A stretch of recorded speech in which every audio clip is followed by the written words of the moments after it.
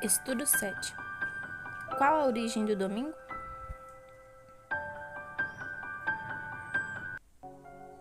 Além de Paulo ter recomendado o Velho Testamento como palavra de Deus, agora, pois, consagro-vos a Deus e a palavra da sua graça, aquele que é poderoso para vos edificar e vos dar herança entre todos os santificados. Atos 20, 32. Que dia ele e os demais cristãos guardavam? Pois os que habitam em Jerusalém e as suas autoridades não reconheceram Jesus e, condenando, cumpriram as palavras dos profetas que são lidas todos os sábados. Atos 13, 27. Porque, desde tempos antigos, em cada cidade, Moisés tem homens que o preguem e é lido a cada sábado nas sinagogas. Atos 15, 21. Sendo que os pagãos dedicavam um dia para a adoração do sol, qual é o dia do sol? E serão expostos ao sol, à lua e a todos os astros do céu, a quem eles amaram, serviram e seguiram, a quem buscaram e adoraram. Não serão recolhidos nem sepultados, serão como esterco sobre o chão. Jeremias 8, 2. Povos pagãos antigos reverenciavam seus deuses dedicando este dia, o domingo, ao astro-sol, o que marca a denominação deste dia em inglês, Sunday, dia do sol, e alemão, Sonntag, com o significado de dia do sol. Quem primeiro ordenou a guarda do domingo e quando? Foi o imperador Constantino, no dia 7 de março de 321 d.C., que assim ordenou: todos descansem no venerável dia do sol. Fonte Enciclopédia Britânica em inglês, 9ª edição. O que a Igreja Católica fez no Concílio de Laodiceia no ano 336 d.C.? Mudou a guarda do sábado para o domingo. O Catecismo Romano de 1951, do Frei Leopoldo Martins, da editora Vozes, confirma a mudança. Daniel predisse a mudança do sábado para o domingo, feita pelos homens? Mas tal mudança foi um insulto contra quem?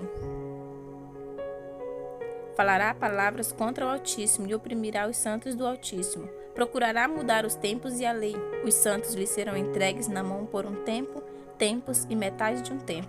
Daniel 7:25. E o exército lhe foi entregue, juntamente com o holocausto contínuo, por causa da transgressão. Lançou a verdade por terra, fez o que era do seu agrado e prosperou. Daniel 8:12. Além de os apóstolos terem predito uma apostasia na igreja cristã,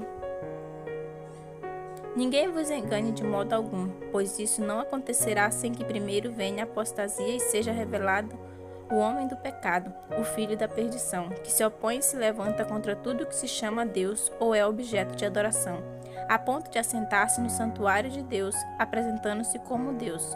2 Tessalonicenses 2, 3 e 4. O que aconteceria com as verdades bíblicas? Porque chegará o tempo em que não suportarão a sã doutrina, mas, desejando muito ouvir coisas agradáveis, ajuntarão para si mestres segundo seus próprios desejos, e não só desviarão os ouvidos da verdade, mas se voltarão para as fábulas. 2 Timóteo 4, 3 e 4. Mas entre o povo também houve falsos profetas, assim como entre vós haverá falsos mestres. As ocultas introduzirão heresias destruidoras, negando até o Senhor que os resgatou e trazendo sobre si mesmos repentina destruição. E muitos seguirão sua vida de libertinagem, e o caminho da verdade será difamado por causa deles. 2 Pedro 2, 1 e 2. A Bíblia ou a tradição? Cristo não aceita adoração no domingo, pois ele disse: em vão me prestam culto, pois o que eles ensinam são mandamentos de homens, e nos tornamos servos de quem obedecemos. Mateus 15, 9, Romanos 6, 16. Informações adicionais. As Escrituras em si não contêm todas as verdades e não esclarecem todos os deveres que formam o credo no qual um cristão deve crer. Um dos exemplos é o dia de guarda. Não é todo cristão obrigado a santificar o domingo e privar-se de trabalho ou serviço desnecessário? A obediência a essa lei não está entre os mais sagrados deveres de um católico? Mas você pode ler a Bíblia do Gênesis ao Apocalipse e não encontrará uma única linha que autorize a santificação do domingo. As Escrituras ordenam a observância religiosa do sábado, um dia que nós nunca santificamos. Palavras de Cardeal Gibbons, A Fé de Nossos Pais, página 97. A Bíblia menciona apenas 8 vezes o domingo, mas chamou simplesmente de primeiro dia da semana, e não diz que é um dia que deve ser guardado. Ela registra só uma reunião de confraternização no domingo. No primeiro dia da semana, reunimos-nos a fim de partir o pão. Paulo, que estava para sair no dia seguinte, falava-lhes, tendo prolongado seu discurso até a meia-noite. Atos 27. E perseverando de comum acordo todos os dias no templo, e partindo o pão em casa, comiam com alegria e simplicidade de coração. Atos 2:46. Contra 84 reuniões ocorridas no sábado. 2 reuniões na igreja de Antioquia no ano 45 d.C., 14 anos após a cruz. Mas eles, passando além de Pérgio, chegaram a Antioquia da Pisídia, entraram na sinagoga no dia de sábado e sentaram-se. Quando iam saindo, rogavam-lhes que lhes repetissem essas palavras no sábado seguinte. E quando a reunião acabou, muitos judeus e gentios devotos convertidos ao judaísmo seguiram Paulo e Barnabé, os quais, falando-lhes, os encorajavam a perseverar na graça de Deus. No sábado seguinte, quase toda a cidade reuniu-se para ouvir a palavra de Deus. Atos 13, 14, 42 e 44. 4 reuniões nas igrejas de Filipos e Tessalônica, no ano 53 d.C., 22 anos após a cruz. De lá fomos para Filipos, colônia romana e a cidade mais importante desse distrito da Macedônia. Ali ficamos alguns dias. No sábado saímos da cidade para a beira do rio, onde julgávamos haver um lugar de oração, e sentados falávamos às mulheres ali reunidas. Atos 16, 12 e 13. Passando por Anfípolis e Apolônia, chegaram a Tessalônica, onde havia uma sinagoga dos judeus. Segundo seu costume, Paulo compareceu à reunião deles e por 3 sábados examinou com eles as Escrituras. Atos 17, 1 e 2. 78 reuniões na igreja de Corinto no ano 54 d.C., 24 anos após a cruz. Depois disso, Paulo partiu de Atenas e chegou a Corinto. Lá encontrou um judeu natural do Ponto chamado Áquila, que havia chegado da Itália fazia pouco tempo, e sua mulher Priscila, porque Cláudio havia decretado que todos os judeus saíssem de Roma. E Paulo foi ao encontro deles, e por exercerem o mesmo ofício, passou a morar e a trabalhar com eles, pois eram fabricantes de tendas. Ele debatia todos os sábados na sinagoga e convencia judeus e gregos, e ficou ali 1 ano e 6 meses ensinando a palavra de Deus entre eles. Atos 18, 1 a 4 e 11. Paulo ficou em Corinto por um período de 1 ano e 6 meses e participou todos os sábados das reuniões na sinagoga, totalizando 78 reuniões. Uma prova de que os cristãos depois dos apóstolos continuaram guardando o sábado foi o fato de ser preciso um decreto do Estado e outro da Igreja Católica Romana impondo a guarda do domingo. Portanto, o sábado tem tanto apoio da Bíblia como da história.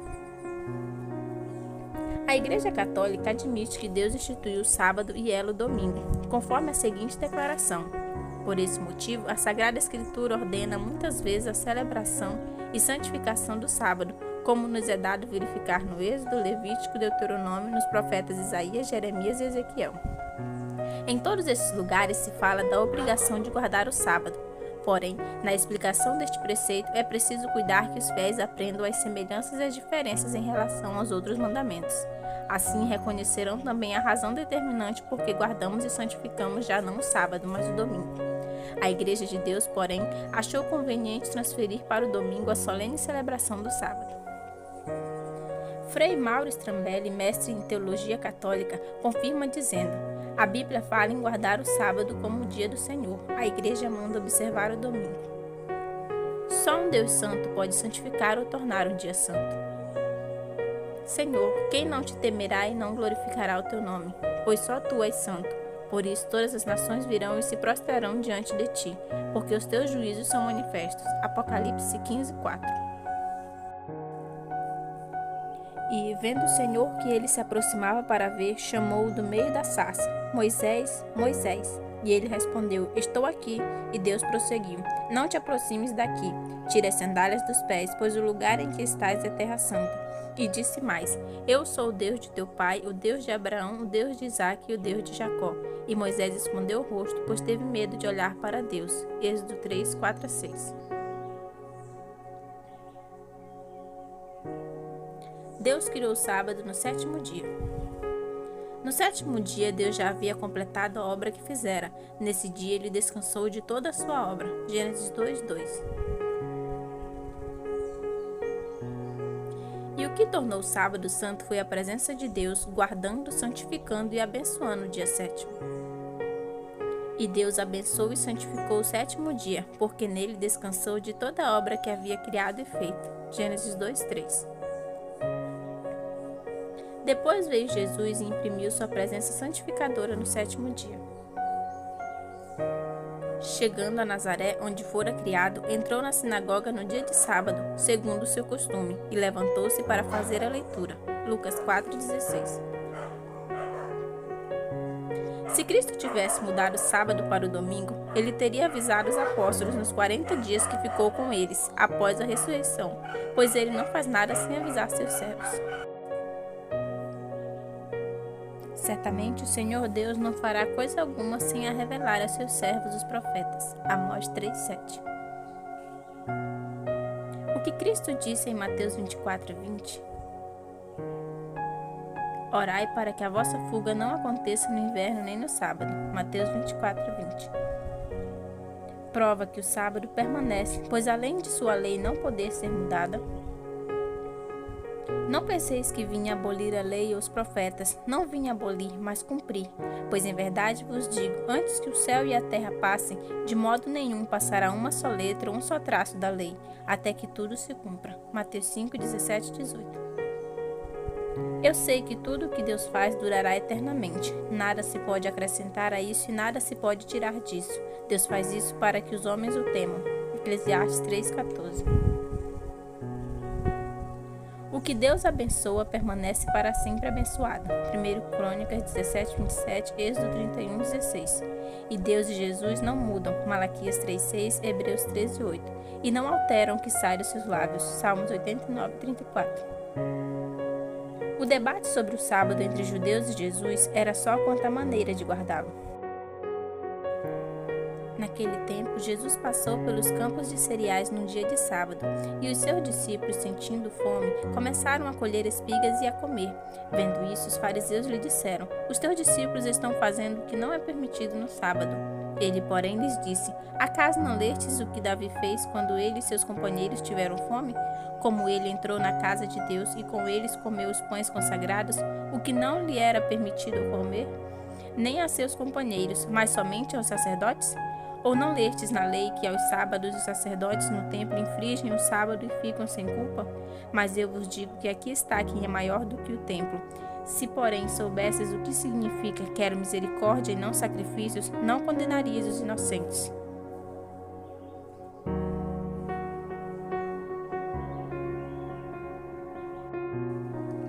Porque o Filho do Homem é Senhor do sábado. Partindo dali, Jesus entrou na sinagoga deles, e estava ali um homem que tinha uma das mãos atrofiada. E procurando uma razão para acusar Jesus, eles o interrogaram: É permitido curar aos sábados?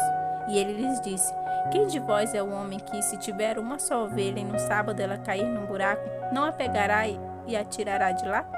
Quanto mais vale um homem do que uma ovelha. Portanto, é permitido fazer o bem no sábado. Então Jesus disse àquele homem: Estende a mão. E ele a estendeu, e foi restaurada como a outra. Mateus 12, 1 a 13. O domingo não deve ser guardado para comemorar a ressurreição de Cristo, pois a divindade instituiu o sábado para comemorar o Deus Criador, a Santa Ceia para comemorar o Cristo crucificado e o batismo por imersão para comemorar o Cristo ressuscitado. Lembra-te do dia de sábado para o santificar. 6 dias trabalharás e farás o teu trabalho, mas o sétimo dia é o sábado do Senhor teu Deus. Nesse dia não farás trabalho algum, nem tu, nem teu filho, nem tua filha, nem teu servo, nem tua serva, nem teu animal, nem o estrangeiro que vive contigo. Porque o Senhor fez em 6 dias o céu e a terra, o mar e tudo o que neles há, e no sétimo dia descansou. Por isso o Senhor abençoou o dia de sábado e o santificou. Êxodo 28:11. Pois recebi do Senhor que também vos entreguei. O Senhor Jesus, na noite em que foi traído, tomou o pão e, depois de ter dado graças, o partiu e disse: Isto é o meu corpo, que é dado por vós. Fazei isto em memória de mim. Do mesmo modo, depois de comer, tomou o cálice, dizendo: Este cálice é a nova aliança no meu sangue. Fazei isto todas as vezes que o beberdes, em memória de mim. Porque todas as vezes que comerdes deste pão e beberdes do cálice, proclamais a morte do Senhor, até que ele venha. 1 Coríntios 11, 23-26. Ou ignorais que todos nós que fomos batizados em Cristo Jesus, fomos batizados na sua morte? Portanto, fomos sepultados com ele na morte pelo batismo, para que, como Cristo foi ressuscitado dentre os mortos, pela glória do Pai, assim andemos nós também em novidade de vida. Porque, se fomos unidos a ele na semelhança da sua morte, certamente também o seremos na semelhança da sua ressurreição. Romanos 6, 3-5. Sepultados com ele no batismo, com quem também fostes ressuscitados pela fé no poder de Deus, que o ressuscitou dentre os mortos. Colossenses 2:12. O domingo não foi guardado nem separado por Deus, nem por Jesus. Logo, então, o domingo não foi santificado por Deus. O domingo foi apenas uma criação ou mandamento humano. Porém, nenhum homem ou organização humana tem poder ou autoridade, e muito menos santidade, para abençoar um dia e torná-lo sagrado ou o dia santificado. Não se pode guardar um dia como santo espiritualmente, a menos que Deus já o tenha santificado anteriormente. Assim como não se pode manter quente uma água fria sem esquentá-la primeiro. Agora, cabe a você concluir e decidir. Deus tolerou a ignorância passada do homem a respeito destas coisas, mas agora ele ordena a todo mundo que se arrependa. Atos 17:30, Bíblia 20.